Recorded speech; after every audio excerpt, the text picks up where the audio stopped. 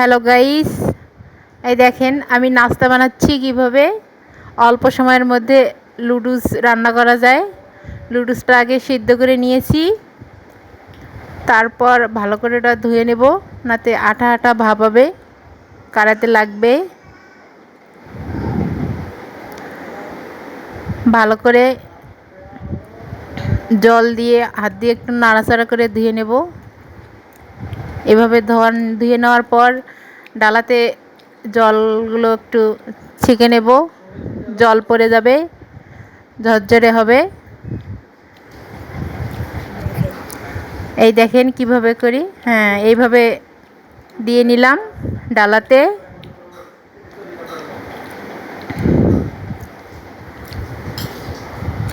জল পড়বে, জল রাখলাম, এই জায়গায় জল ঝরে যাবে। এখন চুলা জ্বালে নেব। আগে থেকে আমি পেঁয়াজ কুচি করে রেখেছি, ওগুলো কড়াতে দিয়ে এখন ভেজে নেব। প্রথমে তেল দিলাম, সাদা তেলও দিতে পারেন, সরিষার তেলও দিতে পারেন। আমি সরিষার তেল ব্যবহার করেছি। পেঁয়াজ কুচি দিলাম।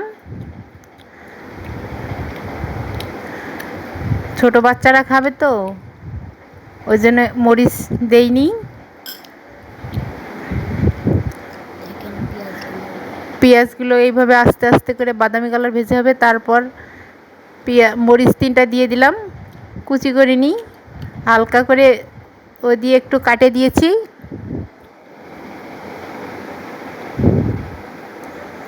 হ্যাঁ, এইভাবে কেটে দিলাম। পেঁয়াজগুলো আস্তে আস্তে করে বাদামি কালার করে ভেজে নেব।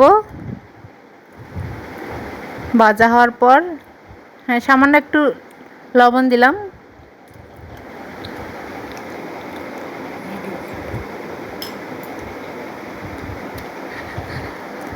তাহলে পেঁয়াজগুলো ভালো করে ভাজা হবে।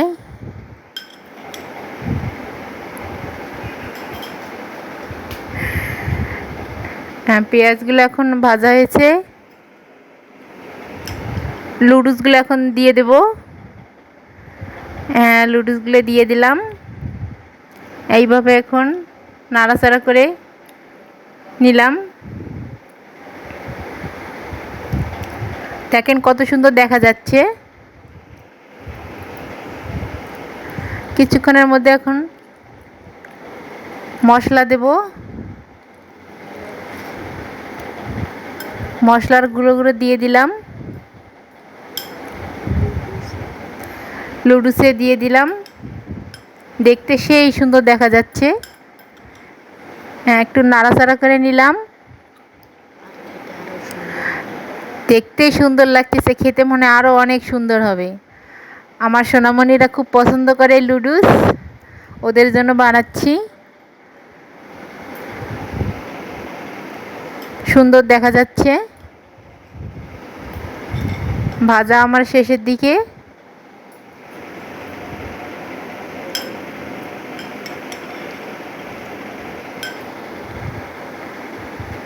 এখন আমি এগুলো নামাবো প্লেটে।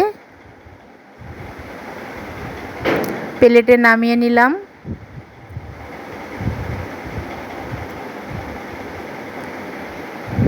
প্লেটে এখন আমি পরিবেশন করব। কত সুন্দর দেখা যাচ্ছে। লুডু ফ্রিজে দিলাম। তার সাথে শসা আছে কাটা, কুচি করে আগে কেটে রেখেছি।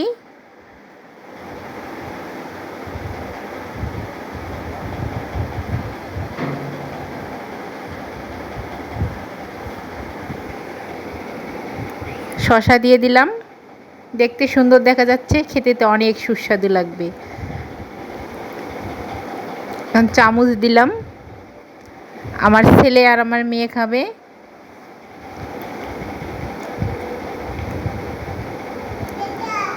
আমার মেয়ে খাচ্ছে, ও লুডুস অনেক পছন্দ করে। ও দেখার সাথে সাথেই লুডুস খেয়ে নিচ্ছে, ওর বাবা খাওয়াইয়ে দিচ্ছে, ও লুডুস খাচ্ছে। ও টিভি দেখতেছে আর লুডুস খাচ্ছে।